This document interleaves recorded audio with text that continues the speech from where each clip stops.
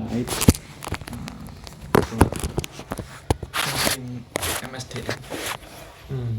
Nah, jadi kami ini kan ada tugas dari dosen untuk menelusuri lah istilahnya, mulai kayak dari fungsi MSDM-nya di sebuah perusahaan, mulai perekrutan sampai nantinya akhir kompensasi seperti itu. Nah, untuk pertanyaan langsung saja apa gimana Pak? Nah, masa ya langsung pertanyaan ini siapa saya? Oh iya Pak. Cukup Bu bayar piro? Urung dikai panganan wis dibayar piro kan. Kenalan dulu. Kenalkan. Ini siapa? Saya yang WA saya cewek kayaknya. Iya, tapi kok yang Pak. ngomong cowok gitu. Saya Mukni, asal Purworejo. Ya, semester 6 ini. Semuanya satu jurusan. Iya, satu kelas Pak. Satu kelas. Ya, silakan. Perkenalan aja. Sama Galuh Pramudia. Rumah saya di Karangrejo, di Pantai Bomo, seperti itu. Saya juga sekelas sama Mas Mukni, semester 6. Saya Madelif Pak, yang ngecat jenengan. Rumah saya di Banyuwangi Kota, di Latang. Datang. Kalau saya Nailun Sofia, rumahnya di Benculo. Desane? Desanya Kemloso. Kemloso. Iya, Benculo. Saya Jihan, rumah saya di Serono. Serononya mana? Serononya di Kebaman. Aman. Pusat kota.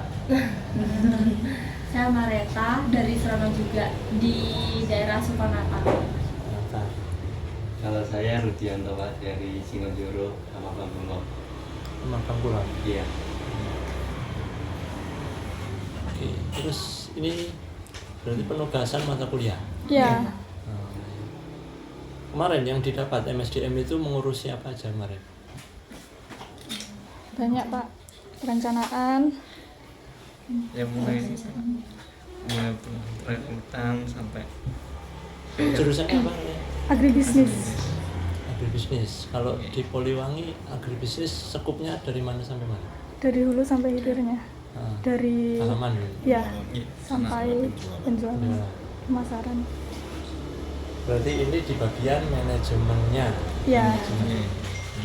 Sudah berapa mata kuliah di bagian manajemen? MSDM ini aja atau sudah ada beberapa? Sudah ada dasarnya sebelumnya, di semester sebelumnya. Dasar-dasar manajemen. Ya. Ya, juga manajemen agribisnis juga ada, manajemen produksi juga udah semester sebelumnya. Semester inilah manajemen sumber daya manusianya. Ini bulan Mei ya, Ya. di tengah semester ya? Baru awal. Mau akhir Pak. Juni ini UAS. Ya, Ini tugas besar Pak. Tugas akhir dari mata kuliah. Iya. Sebelumnya ada yang sudah tahu sini, Sirtanio? Pernah ada yang tahu? semester 2 Iya, kunjungan ke Yang ke provinsi di Pak. Gunung. Oh, waktu itu kunjungan Ya Pak Jawari. dari dosen. Iya, Ya. ya, dosen yang bawa. Oh, apa ini? Satu angkatan loh Pak. Apa yang waktu Pak Jauhari jadi dosen tamu itu? Bukan? Bukan yang Memang di bawah Iya. untuk ya kita yang ke Sirtanio. Pak Jawari cuma yang materinya nyampaikan. Terus yang setelah dari sana yang kalian ketahui Sirtanio seperti apa? Skup bisnisnya atau apa yang dilakukan di Sirtanio itu? Menjual beras organik Pak. Terus Bermitra dengan petani. Lalu Yaitu fokusnya ke organik. Apa? Ya, itu beras organik. Beras organik fokusnya. selain jual beras organik apa lagi? Pupuk ya. Juga. Pupuk organik. Ya. Yang lain nggak nyaut tahu apa bingung? Tahu. Ya, terus ini tugasnya berupa kelompok atau perorangan? Kelompok Pak. Soalnya tugas besar jadi satu. Memang tugasnya langsung wawancara. Ya, nanti datanya kita analisis sendiri. Terus bro dipresentasikan atau jadi laporan? Di laporan. Ya, presentasikan juga. Presentasikan terlebih dahulu. Ya. Ya, silakan. Yang nanya mau gantian atau satu orang atau dia? Ganti-gantian. Sudah nyiapkan pertanyaan? Sudah. Berapa puluh? Enggak sampai Pak. Tanya gitu. Atau nek sing kurang. Untuk yang pertama ini fokusnya ke perencanaan SDM-nya Pak. Bagaimana Sirtanio menentukan kebutuhan tenaga kerja saat musim panen dan musim tanam? Ke petaninya ya berarti ya. Piye ngomongnya ya? Jadi yang membedakan Sirtanio ini kan usaha yang bermitra dengan petani. Petani itu sebagai pelaksana agribisnisnya, agronominya, nanam sampai panen. Itu ditugaskan kepada petani. Sirtanio hanya mengkolek atau mengumpulkan hasil panen para petani itu langsung diolah. Meskipun secara kegiatan Sirtanio juga berperan di proses budidayanya atau proses tanamannya, tapi secara tidak langsung. Artinya suplai benih, pupuk, batu-batan, yang terpenting adalah petugas pendampingnya. Itu. Jadi ketika tanam atau panen, ya itu urusan petani bahasanya. Tapi Sirtanio hanya memanajemeni bagaimana kalau benihnya pas butuh banyak ya siap, ketika pas panen banyak siap gitu. Nah, cuma yang dibutuhkan Sirtanio ketika tanam banyak kan berarti benihnya, karena tidak ikut tanam tapi penyediaan benih dan pupuknya, karena dua hal itu yang dibutuhkan ketika sebelum tanam. Ketika panen raya, panen pas banyak misalkan pas puncak-puncaknya, yang dibutuhkan peningkatannya adalah sirkulasi barang. Berarti kalau petaninya mulai dari Kalibaru sampai Licin, kalau pas panen tinggi ya berarti armadanya perlu ditambah. Ya di sisi itunya gitu. Jadi kalau misalkan di bulan Juni ini panenan pas banyak, ya berarti armada yang sekarang ada itu kurang atau tidak. Kalau kurang berarti perlu armada dari pihak luar atau pihak ketiga, itu direkrut armadanya sama orangnya. Tapi orangnya dari sini. Diusahakan dari sini. Selama ini ketika panenan banyak, satu hari misalkan regulernya 3 titik maksimal, ternyata ada 6 titik, ya biasanya merekrut satu mobil dari luar. Plus sopirnya ya plus kulinya kalau ada. Kalau nggak ada ya kulinya tetap dari sini, tapi ya mobilnya atau armadanya tambah satu lagi dari luar. Jadi sistemnya kemitraan, bukan lahan sendiri. Beda kalau lahan sendiri ya, lahan sendiri kan ya tanam dari tenaganya Sirtanio, pengolahan Sirtanio, panen juga lahannya dari tenaga Sirtanio. Itu. Terus memang peningkatan jumlah tanam atau panen di Banyuwangi ini berbeda dengan daerah lain. Kalau daerah lain di wilayah Pasuruan ke barat, itu mereka tanamnya itu tanam serentak, panen juga serentak gitu. Sehingga ketika pas tanam ya butuh tenaga tanam yang sangat banyak, ketika waktunya panen 1 bulan semua harus habis, sehingga tenaga panennya juga sangat banyak. Beda dengan di Banyuwangi, mulai dari Kalibaru sampai Licin itu ada wilayah-wilayah yang tanamnya itu sudah ada bulannya sendiri-sendiri gitu. Jadi antara Kalibaru, Songgon, Singonjuro, Kabat, terus Licin itu kami hampir bisa rata-rata sama antara Januari, Februari, Maret, April. Paling ada pergeseran itu tidak sampai 0. Artinya tetap ada yang tanam, tetap ada yang panen. Ya tetap ada yang hasil yang store. Beda dengan daerah lain. Daerah lain ya selesai tanam sudah nggak ada yang tanam lagi 2 bulan itu tinggal nunggu panen. Ketika panen ya 1 bulan itu harus habis gitu. Makanya signifikan kalau di daerah lain. Kalau di Banyuwangi ya so-so, kadang pas banyak ya banyaknya tidak terlalu ekstrim, pas kurang ya ada aja gitu. Nah, gimana kalian membahasakannya? Gitu. Jadi kalau diistilahkan tenaga yang repot ditanam dan tenaga yang repot dipanen, ya tadi hanya kami mengambil sisi pengambilan hasil panennya. Berarti mungkin Mas kalau panen banyak baru ada tambahan itu tadi kan Pak, Dari armada lah istilahnya, armada tambahan dan orang ya. orang yang ngambilnya dari luar. Itu pun tidak setiap hari. Iya. Ya karena di kami sendiri, di internal kami sendiri, untuk padi itu panen itu kan ada rentang waktunya. Jadi standar kami umur 105 itu bisa dipanen, maksimal 115 hari umurnya. Nah jadi ada rentang 10 hari itu bisa maju atau bisa mundur. Nah karena ada rentang ini sehingga di manajemen kami menerapkan efisiensi armada. Artinya kalau di wilayah selatan itu ada yang panen, ya sudah diblokkan wilayah selatan. Hari Senin selatan, Selasa di tengah, Rabu kalau bisa digeser ngumpul utara gitu. Sehingga ketika ngambil ya tidak bolak-balik istilahnya gitu. Itu memanfaatkan jeda tadi 10 hari rentang panen itu digunakan untuk mengkoordinir para petani. Jadi penentuan panen kan dari kami, bukan petaninya. Petani memang usul, Pak kami mau panen tanggal 10, tanggal 5 kami kesini. Dicek, oh Pak ini harusnya tanggal 12 gitu. Nanti kami pastikan lagi.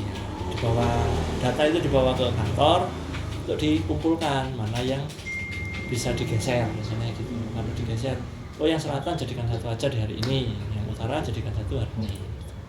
Jadi pengaturannya itu untuk meminimalisir pergerakan armada yang terlalu jauh Biar nggak wirawiri lah. Jadi kalau bisa maksimal ya separuh ke selatan 1 hari, separuh ke utara beda hari gitu. Ya meskipun nanti ketika pelaksanaan tetap aja ada kendala. Tenaga panennya, orangnya ada keluarga meninggal akhirnya mundur, ya ada aja seperti itu. Atau hujan deras 2 hari akhirnya panennya mundur ya tetap. Yang penting kan manajemen sudah mengusahakan jadwal yang paling efisien.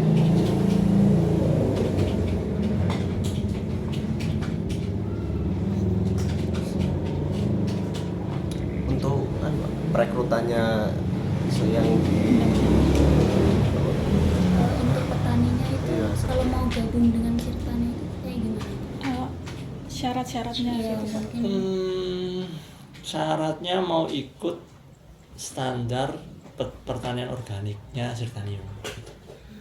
Artinya kadang mereka hanya tergiur harga, harganya beras organik mahal kan? Mas mau ikut? Nah, kami sampaikan ya kalau mau harga mahal standarnya harus dilakukan. Gitu. Standarnya ya ada beberapa, nanti mulai dari persiapan lahan sampai panen.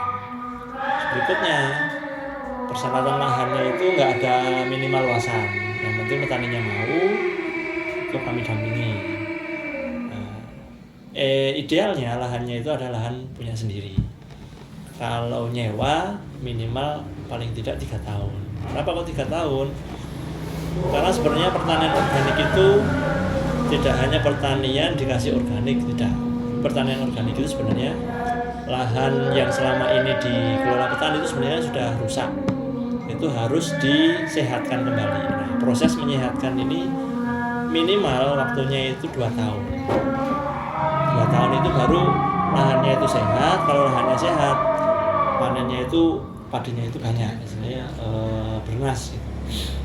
Nah kalau selama 2 tahun sewanya sudah habis, si petani ini kan menguntungkan orang lain.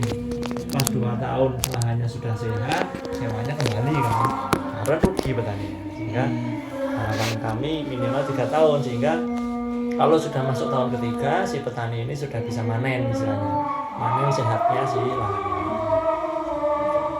Nah kalau daerah yang ikut, misalkan Benculuk mau ikut, nah kami mohon maaf karena belum termasuk wilayah yang masuk area yang kami dampingi. Yang kami dampingi Kalibaru, Lemor, terus Genteng, Tegalsari, Songgon, Singonjuro, Kabat, Sempu, Braga, Licin. Kalau ke sana belum, ke timur belum, apalagi ke selatan. Gitu. Ya, jadi ya itu tadi persyaratannya nggak ribet.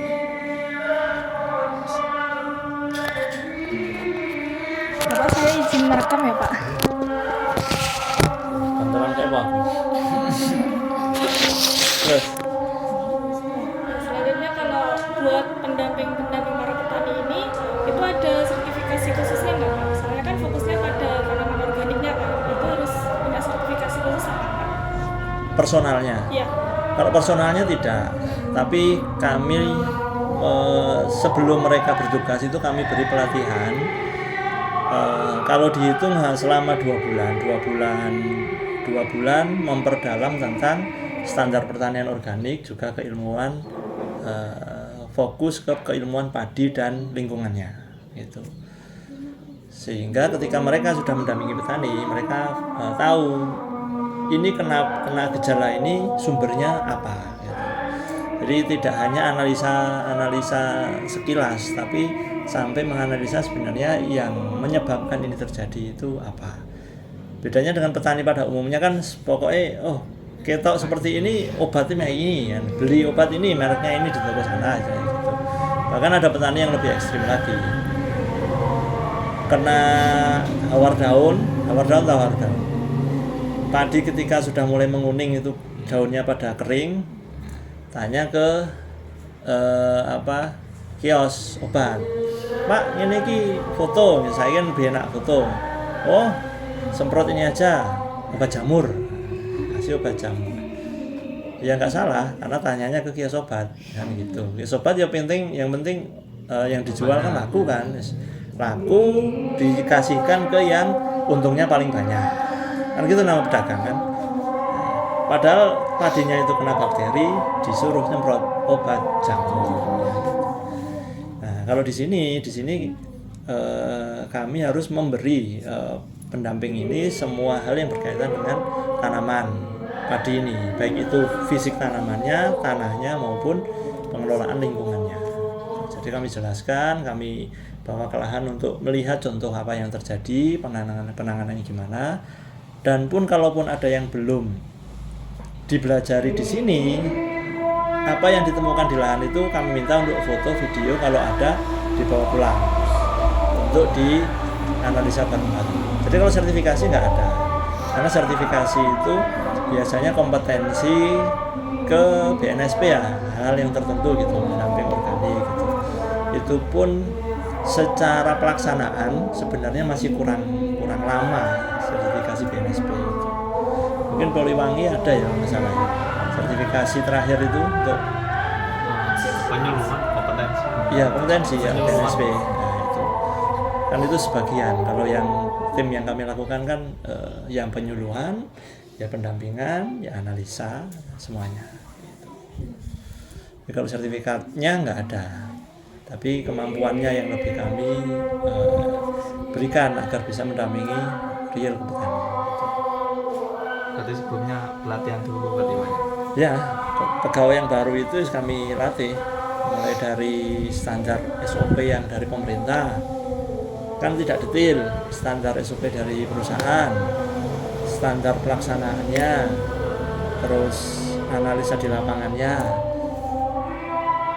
Kan terkadang satu masalah ini analisanya tidak hanya satu, tapi melibatkan beberapa kemungkinan. Nah itu kan tidak ada di SOP versinya SNI atau SOP versinya perusahaan, itu nggak ada. Nah itu harus latihannya ya latihan analisa.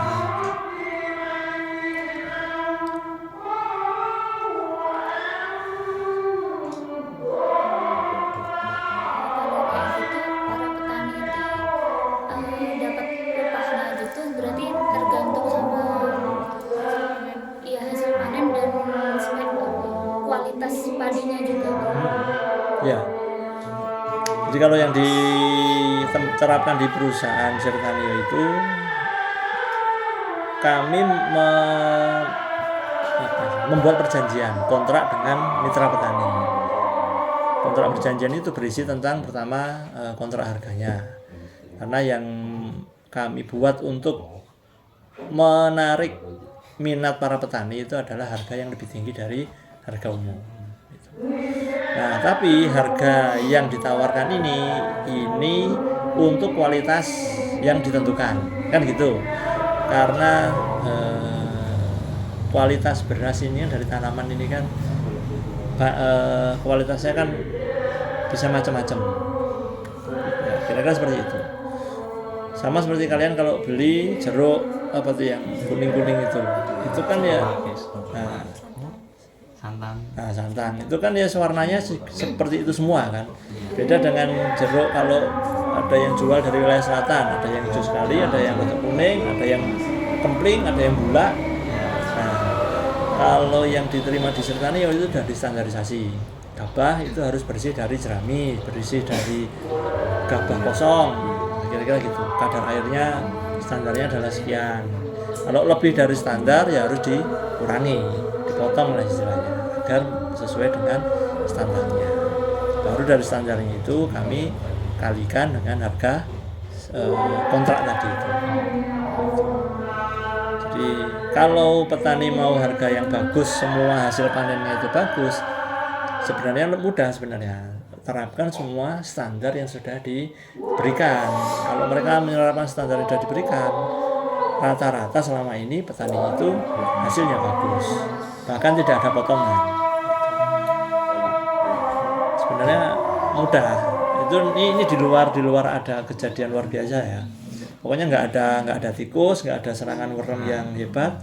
Itu petani kami yang selama ini menerapkan SOP sesuai, yaitu panenannya bagus. Banyak yang tidak ada potongan sampah, potongan kadar air. Nah kalau yang hasilnya kayak itu tadi Pak, kayak nggak memenuhi standar itu Pak, itu tadi berarti tetap diolah sendiri. Tetap diolah Cuma disendirikan Pak. Tidak disendirikan sih, tapi sebenarnya itu disebabkan oleh kondisi padi petani yang tidak ideal. Misalkan setelah waktunya sudah mau panen, sawahnya tidak bisa dikeringkan. Akhirnya kadar airnya lebih tinggi dari yang dikeringkan. Terus ketika motong padi, standarnya itu kan jam 7 setelah matahari terik baru dipotong. Agar apa? Agar embunnya tidak tersimpan. Kalau yang motongnya lebih dari jam 7 aman. Biasanya orang-orang itu tukang panennya itu jam 5 sudah mulai motong biar siang selesai. Akhirnya basah. Ketika basah, ketika dirontok, digiling, kipas yang harusnya membuang kotoran-kotoran ini kan nggak bisa karena basah.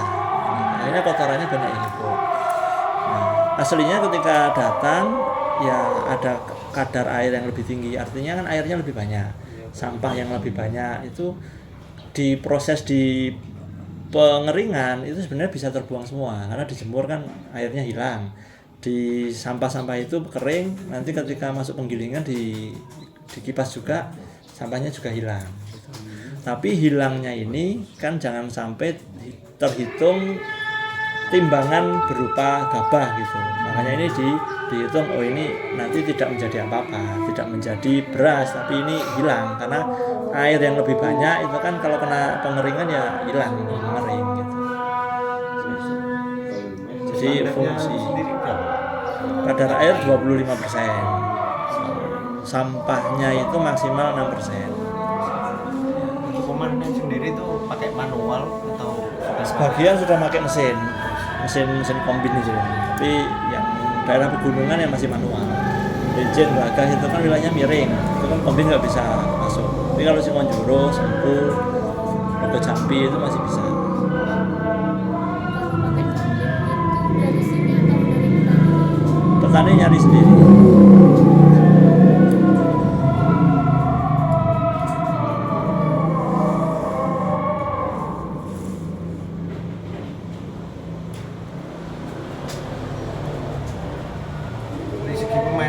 pemanenannya kalau pakai mesin itu apa lebih akurat ketimbang pakai manual? Ya, yang bisa dihemat. Nah, ini ngomongnya potensi kehilangan hasil. Bahasa resminya kan itu ya. Kalau di mesin itu ya padi berdiri kan langsung dirobohkan